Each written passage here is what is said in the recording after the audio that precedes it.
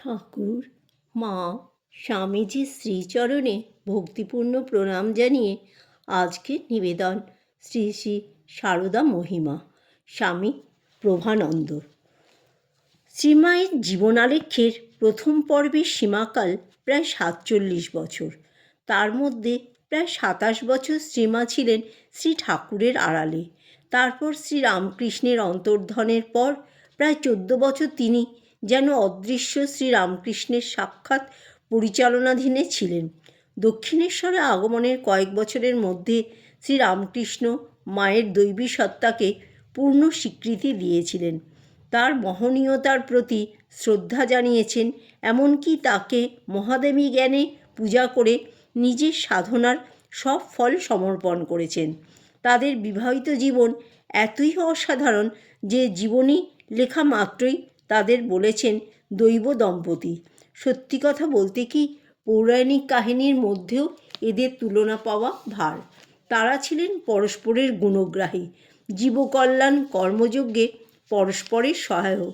তাদের দুজনের মনের মিল কোন মাত্রায় ছিল তার হদিশ পাওয়া যায় একটি ঘটনা থেকে। 1885 খ্রিস্টাব্দ, পানিহাটির দণ্ড মহোৎসবে শ্রীরামকৃষ্ণ একদল ভক্ত নিয়ে যাওয়ার জন্য প্রস্তুত হন। জনৈক স্ত্রীভক্তের দ্বারা শ্রীমা ঠাকুরকে জিজ্ঞাসা করে পাঠান তিনি সঙ্গে যাবেন কি না। ঠাকুর বলেন, তোমরা তো যাচ্ছ, যদি ওর ইচ্ছা হয় তো চলুক। শ্রীমায়ের বুঝতে দেরি হলো না যে ঠাকুর মন খুলে অনুমতি দেননি। পানিহাটি থেকে ফিরে রাত্রিবেলা ঠাকুর কথা প্রসঙ্গে বলেছিলেন, ও সঙ্গে না গিয়ে ভালোই করেছে, ওকে সঙ্গে দেখলে লোকে বলতো হংসী এসেছে। ও খুব বুদ্ধিমতী। তাদের দুজনের মধ্যে ছিল অতি সুন্দর মনের মিল, যার মধ্যে কখনো ফাটল ধরেনি। সাংসারিক জীবনে এর তুলনা মেলা ভার।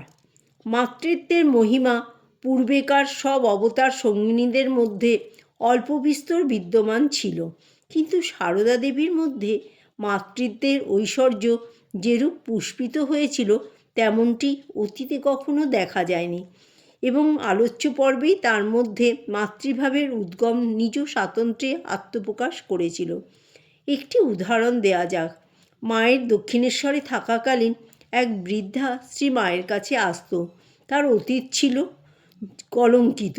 ওইরূপ কোনো রমণীর মার কাছে যাতায়াত ঠাকুরের অপছন্দ ছিল। ঠাকুর শ্রীমাকে এ বিষয়ে বলেন। শ্রীমা দেখতে পান বৃদ্ধা ধর্মভাব নিয়ে জীবনযাপন করছে, তার কাছে মাতৃবুদ্ধিতে আশ্রয় নিয়েছে। তিনি ঠাকুরের আপত্তি অগ্রাহ্য করে বৃদ্ধাকে তার সৎসঙ্গ থেকে বঞ্চিত করেন না। মায়ের মনোভাব বুঝে নিয়ে ঠাকুরও আর দ্বিরুক্তি করেন না। আলোচ্য সময়কালে মায়ের জীবনে প্রবাহিত ছিল তপস্যার ধারা, কখনো প্রবল কখনো বা মৃদু। দক্ষিণেশ্বরে থাকাকালীন মা খুব জপ ধ্যান প্রার্থনা করতেন। জ্যোৎস্নাস্নাত রাতে তিনি চাঁদের দিকে তাকিয়ে প্রার্থনা করতেন, তোমার ওই জোছনার মতো আমার অন্তর নির্মল করে দাও। পরবর্তীকালে কথা প্রসঙ্গে মা নলিনী দিদিকে বলেছিলেন, আমি তোদের বয়সে কত কাজ করেছি, এসব করেও রোজ 1 লক্ষ জপ করতুম। রাত 3টেয় উঠে জপে বসতেন, কোনো হুঁশ থাকতো না, কখনো বা সমাধিস্থ হয়ে যেতেন। মনে প্রশ্ন ওঠা স্বাভাবিক, শ্রীমায়ের মতো ঈশ্বরকল্প নারীর আবার সাধন ভজন কিসের জন্য? বিশেষ করে যখন স্মরণ করি তার শ্রেষ্ঠ জীবনীকার স্বামী গম্ভীরানন্দের মন্তব্য, বস্তুত তিনি বিনা সাধনায় সমস্ত সিদ্ধির অধিকারিণী হলেন। উত্তরে বলা যেতে পারে, শ্রীমায়ের সাধন ভজন শুধুমাত্র লোকশিক্ষার জন্য, অপরের সম্মুখে নজির স্থাপনের জন্য। উপরোক্ত যুক্তির সঙ্গে অপর একটু তথ্য জুড়ে দেওয়া যায়। শ্রীমা নিজ মুখে বলেছেন, তপস্যা দরকার, তবে এসব করা লোকের জন্য, নইলে লোকে বলবে কই সাধারণের মতো খায় দায় আছে। অথবা ষোড়শী পূজার মাধ্যমে শ্রীমা বিনা সাধনায় যেসব সিদ্ধির অধিকারিণী হয়েছিলেন, মনে হয় সেগুলি তিনি সাধন ভজনের দ্বারা সাত্ত্বিকরণের চেষ্টা করেছিলেন মাত্র। উপরন্তু শ্রীমায়ের এ বিষয়ে নজির স্থাপনে কিছু বিশেষত্বও রয়েছে।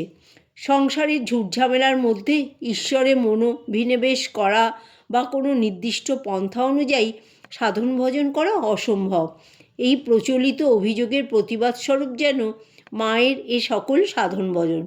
বাস্তব যে ধরনের পরিস্থিতির সম্মুখীন হয়ে সাধারণ মানুষ অভিযোগ করে থাকে, সেরূপ পরিস্থিতিতে নিজেকে প্রতিস্থাপন করে শ্রীমা আধ্যাত্মিক জীবনের আদর্শ দীপটি জ্বালিয়ে রেখেছিলেন। সে কারণে তিনি শুধুমাত্র আদর্শ নন, তিনি ব্যবহার আদর্শ। এছাড়াও আদর্শ হিসাবে শ্রী মায়ের ছিল একটি বিশেষ আবেদন। তার সন্তানগণের কেউ তাকে পরম গুরুজ্ঞানে, কেউ বা আপনার মা বোধ করে তার জীবন আদর্শ সাগ্রহে সাদরে অনুসরণ করেছেন। এ বিষয়ে স্বামী শারদানন্দের বক্তব্য প্রত্যক্ষ দেখিয়াছি। মনুষ্য বিশেষে প্রযুক্ত ভালোবাসা ধীরে ধীরে অজ্ঞাতসারে মানুষকে তাহার প্রেম সম্পদের অনুরোধ করিয়া তুলিয়াছে।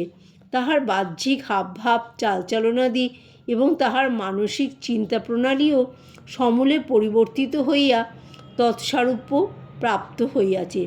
শ্রীমায়ের গড়া জীবন ছাঁচটি সে কারণে বিশেষ জনপ্রিয়। জয় মা শারদা।